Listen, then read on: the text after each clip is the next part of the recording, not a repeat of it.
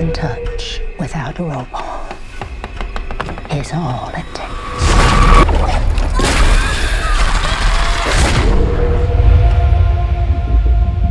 Welcome back, horror fans. Today, we delve into two chilling tales that explore the dark corners of trust and survival. Substance and Never Let Go. One single injection unlocks your DNA that will release another version of yourself. From the haunting dilemmas faced by the characters to the heart-pounding twists that keep you guessing, these films will leave you questioning your own relationships. Are you ready to unravel the secrets and venture deep into the shadows? Let's begin.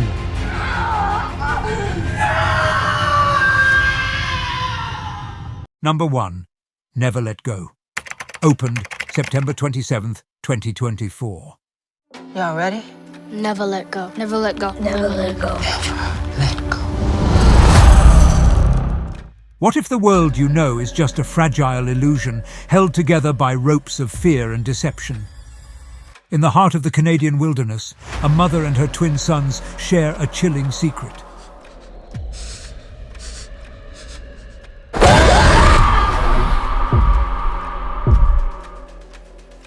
When survival balances on the edge of reality and nightmare, how far would you go to protect the ones you love?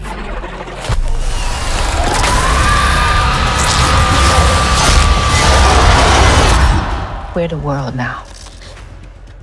Meet Mama, who lives in a remote cabin with her twin sons, Samuel and Nolan, along with their loyal dog, Coda. Their seemingly simple life is cloaked in mystery. Mama has convinced her sons that the outside world is dangerous, plagued by a sinister force known only as the evil. To stay safe, the boys remain tethered to their home, never venturing beyond its walls.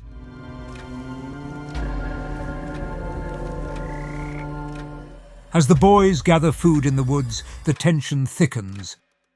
Nolan, seeking his mother's affection, misinterprets a comment from Sam, believing that Mama loves him more. In a moment of jealousy, he accidentally steps on Sam's rope, causing him to stumble and hurt his foot.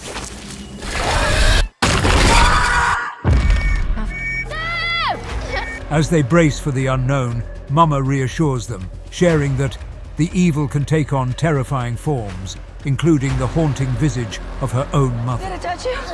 Huh?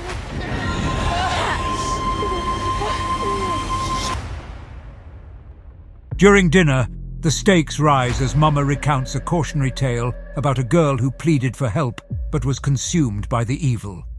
Scream.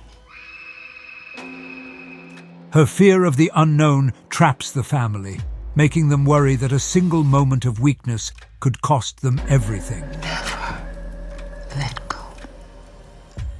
The rope is your lifeline. Mama tends to Sam's injury while expressing her concerns to Nolan about his reckless behavior. Their evening rituals, touching the wooden floor and reciting comforting mantras, grow increasingly tense as they sense the evil lurking just outside their door. As night falls, haunting visions plague Mama, bringing to mind her husband, Papa, who urges her to reveal the truth about the evil. Sooner or later, you're gonna let go. And when you do, I'm gonna make you eat your babies. Their fragile world begins to crumble when Mama attempts to connect with her sons through music, desperately holding on to their fleeting happiness amid the encroaching darkness. How will I feed my children?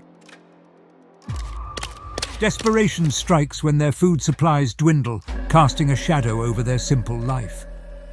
Tension escalates when Mama proposes an unsettling solution. They might need to consider their beloved dog, Coda, as a last resort. While Sam is open to following his mother's lead, Nolan passionately rebels, outraged at the mere suggestion. No! Eating family is evil! If we can't feed ourselves, how are we gonna feed the dog? You wanna die? But this is not fair! All he's done is protect us! In an act of defiance, Nolan cuts Mama's rope, locking her in a shed to prove there is no evil beyond their walls. As darkness envelops them, Mama is haunted by painful memories of her husband and parents, those she felt she had to sacrifice to keep the evil at bay. Overwhelmed by her own turmoil, she makes a heartbreaking choice, leaving Sam devastated and spiraling into despair. What will become of us? Now alone, the twins grapple with their emotions. Sam's health deteriorates, prompting Nolan to tie their ropes together and brave the shadowy woods in search of help. Help! When a hitchhiker named Cole answers their call, a glimmer of hope flickers to life.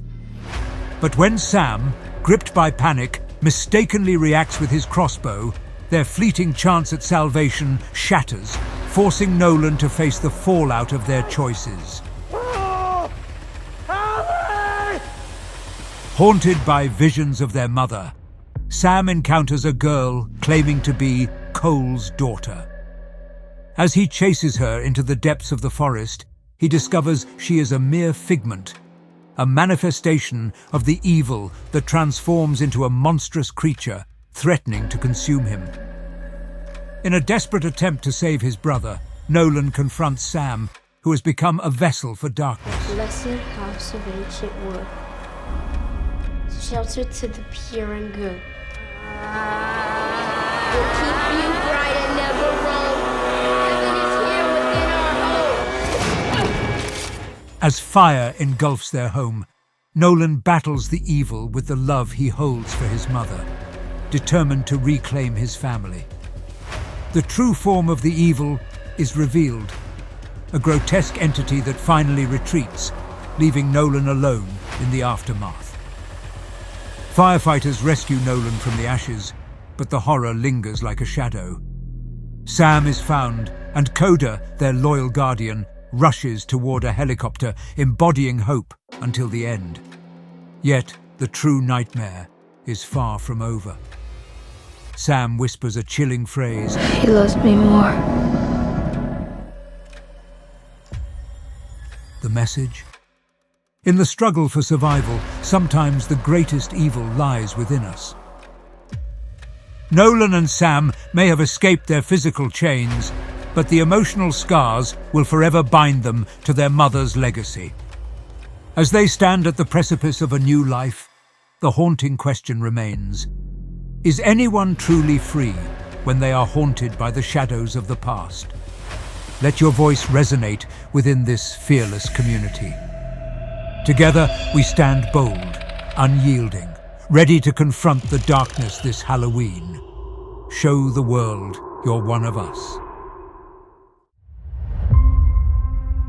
Before every masterpiece, there's a blank canvas, something waiting to come to life, waiting for a story. Because it's not just what you wear or what you hold, it's what it says about you. This is more than a product. It's a reflection of who you are, the legends you follow, the stories that define you. It's not just coffee, it's not just comfort, it's the legends you believe in, the courage you live by. Every piece you wear or hold brings you closer to the stories that make you, you. This isn't just merchandise, this is your story. Carry the legends, embrace your identity. Your story is waiting. Shop now at silenthour.square.site. Number 2. The Substance. Opened. September 20th, 2024. Find me somebody new. Now. What if the price of reclaiming your youth wasn't just your body, but your soul? The Substance. Imagine being a Hollywood star whose fame and beauty have slipped away with time. You're offered a miracle, an elixir that promises to give it all back. But what if, instead of regaining your life, you unleashed something far darker. Meet Elizabeth Sparkle, played by Demi Moore. She was once a Hollywood sensation, her name lit up on billboards, her star on the Walk of Fame glittering under the California sun. But those golden days are long behind her. We need her young. We need her now. Now, her career is crumbling, her face fading from magazine covers, and the world is moving on without her. I mean, that's just the way it is. Then, just as everything seems hopeless, the substance enters her life. A mysterious liquid that promises to restore everything she's lost. Her fame, her youth, her power. But, as we all know, nothing in life comes without a price. The movie begins with a chilling introduction to this substance. We watch an egg yolk split in two after just a drop. It's an eerie omen, but Elizabeth is too desperate to notice. Fired from her popular aerobics show by a sleazy producer looking for a younger face, and after a car crash lands her in the hospital, she's at rock bottom. And that's when it happens! A strange USB drive is handed to her by a doctor's assistant, who tells her, You're a good candidate. Back home, alone and vulnerable, she plugs in the USB. An ad for the substance plays, promising a new you. Desperate to reclaim her past, Elizabeth agrees. Hello. I'd like to order. A dark alley, a shady deal, and soon she has everything she needs to use the substance. The instructions: inject the activator once. Use the stabilizer every day. Switch off every 7 days. But what exactly is she switching off from? The answer comes in a horrifying, visceral scene. Elizabeth injects herself, and in a grotesque moment, a new, naked human figure tears itself from her body. Margaret Qualley's Sue is born, a younger, fresher version of Elizabeth. Elizabeth's body, now lying in a bloody heap on the bathroom floor, looks like something out of a nightmare. But Elizabeth isn't dead. Sue stitches her up, feeds her, and reminds her that they are the same person, just separated. Sue quickly takes over Elizabeth's life. She becomes a star, effortlessly reclaiming the fame that had slipped through Elizabeth's fingers. You're hired. Billboards with Sue's face pop up outside their window, while Elizabeth watches from the sidelines, rotting in her own skin. As the days pass, it becomes clear. Sue isn't just Elizabeth's new self. She's her rival. The tension between them grows as Elizabeth, left with nothing, spirals into a pathetic existence. And when Sue starts pushing the boundaries, staying out longer than the allowed 7 days, the consequences turn deadly. Elizabeth's body begins to age rapidly, her fingers decaying before her eyes. Desperation sets in. When Elizabeth finally reaches out for help, she's met with eerie silence. The doctor who gave her the substance is now a decrepit warning, telling her that Sue will consume her entirely. But by now, Sue doesn't care. She wants to live in the spotlight forever. As Sue prepares for her big New Year's Eve broadcast, she locks Elizabeth away in a hidden closet. But her arrogance catches up with her. She runs out of stabilizer fluid, forcing her to wake Elizabeth, who is now a monstrous shell of her former self. Elizabeth, unrecognizable and transformed into a horrific creature, is desperate to end it all. The program gives her one last option: termination fluid. She begins injecting Sue, but as she looks at Sue's billboard, a wave of regret washes over her. She can't go through with it. This hesitation proves deadly. The partial termination severs their connection, and Sue, now aware of the attempt on her life, snaps. In a brutal fight, Sue overpowers Elizabeth, beating her to death.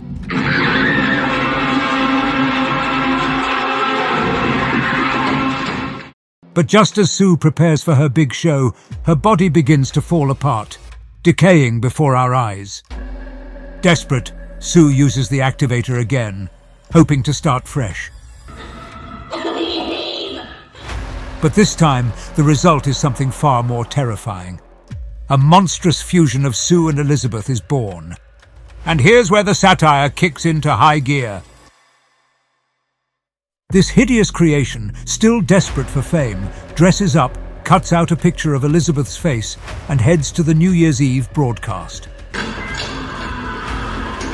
As it takes the stage, the audience's terror is palpable. They don't see a star, they see a monster. And in a gruesome finale, the creature's limbs regenerate in a blood-soaked frenzy, leaving the studio in chaos. The audience's fear turns into violence, and the creature barely escapes, only to explode into pieces outside. But even after the explosion, a piece of Elizabeth's mutated face survives, dragging itself toward her star on the Hollywood Walk of Fame, before finally dying. The message? Fame, youth, and power can't be reclaimed, not without losing something far more important. Elizabeth learned this the hard way, and in the end, her legacy is nothing but a shattered, decayed memory. Now, a question for the fearless. What would you sacrifice to hold on to youth, power, and fame? Silent Hour invites you to share your thoughts in the comments below. And let's see who has the most courageous response. The comment with the most likes will earn the title of the fearless soul of this episode from our icebreaker community, Silent Hour. And don't forget to follow us on our other platforms. We're on Rumble, where we upload our videos when YouTube flags them, giving you access to more disturbing content. Check us out on Instagram for exclusive trailers before they hit YouTube.